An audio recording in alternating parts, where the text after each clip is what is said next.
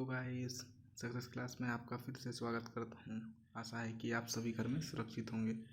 आज के इस लेक्चर में हम कोयला और हाइड्रोजन के संबंधित कुछ महत्वपूर्ण प्रश्न करेंगे जो हर साल एग्ज़ाम में पूछे जाते हैं।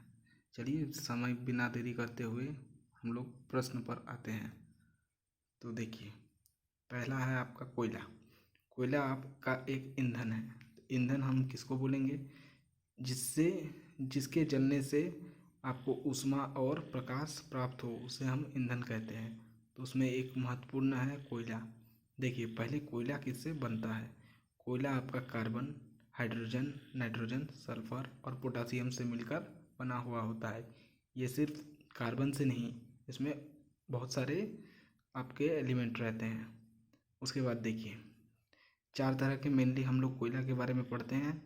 पहला है आपका एंथ्रासाइट। एंथ्रासाइट जो होता है ये बेस्ट क्वालिटी का कोयला होता है, जिसमें आपका 90% से भी अधिक कार्बन पाए जाते हैं, इसीलिए इसे सबसे अच्छा कोयला माना जाता है। फिर आपका विटामिनस में आपका 45 से लेकर 90% तक कार्बन की मात्रा होती है। उसके बाद आ गया आपका लैग्नाइट, इसमें 25 से 30% तक कार्बन होते हैं।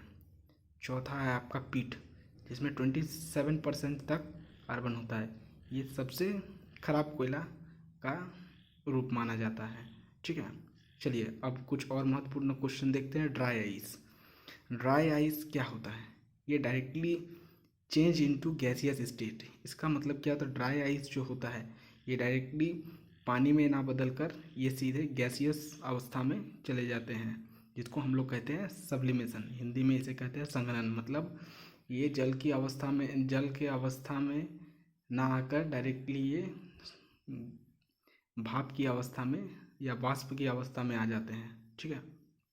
दूसरा देखिए, ये इसका ड्राई आइस का प्रयोग कहाँ होता है? ड्राई आइस का प्रयोग आइसक्रीम में होता है। आइसक्रीम में जो देखते हैं कि ठेला वाला लेके आते हैं, उसके अंदर में ड्राई आइस होते हैं, जिसमें आइसक्रीम को रखा जाता है ताकि वो लंबे समय तक अच्छा रह सके या सुरक्षित रह सकता है। उसके बाद देखिए हाइड्रोजन।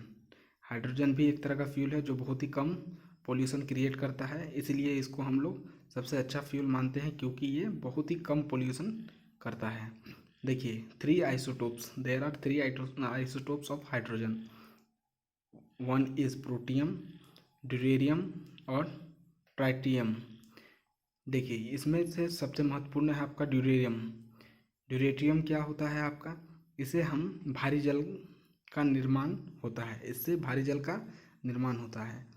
इसे भारी जल भी कहा जाता है। क्योंकि इसके एक मोल पर 20 ग्राम होता है, जबकि एक सामान्य जल पर 18 ग्राम पर मोल होता है। देखिए, ये कलरलेस होता है। ऑर्डरलेस मतलब इसमें कोई सुगंध नहीं होता है। टेस्टलेस। इट इज़ डिस्कवर्ड, इसको यूरे और वासुवेनो ने डिस्कवर किया है। चलिए इसके आगे हम लोग बढ़ते हैं। आगे देखिए, आगे है आपका भारी जल का उपयोग। भारी जल का उपयोग मॉडरेटर में करते हैं और कूलरेंट में ठंडा करने के लिए। ठीक है। समुद्र जल को शुद्ध करने के लिए रिवर्स ऑस्मोसिस प्रोसेस का उपयोग में ली जाती है। देखिए, ये महत्वपूर्ण है। हाइड्रोजन को हम लोग फ्यूल के रूप में प्रयोग करते हैं, ये तो अभी हम लोग ने जाना ही। अब उसको कैसे ही करते हैं देखिए। हाइड्रोजनेशन किसको कहते हैं? जब वनस्पति तेल को हाइड्रोजन के साथ मिलाकर निकल एज अ कैटलिस्ट और 150 से 180 डिग्री सेल्सियस पे जब उसको हम लोग रिएक्शन करवाते हैं तो ये वनस्पति घी बनता है।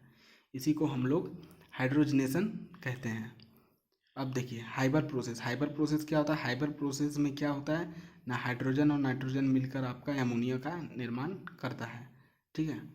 जो एमोनिया होता है वो वाटर सोल्यूबल होता है और टीयर गैस भी कहा जाता है। NH3 को आपका टीयर गैस भी कहा जाता है। देखिए, इसका रिएक्शन यहाँ पर साफ साफ आपको लिखा हुआ है किस तरह यह बनता है। नाइट्रोजन को जब 3 मॉलिक्यूल्स ऑफ हाइड्रोजन के साथ रिएक्ट करते हैं 2 NH3 एमोनिया का निर्माण करते हैं।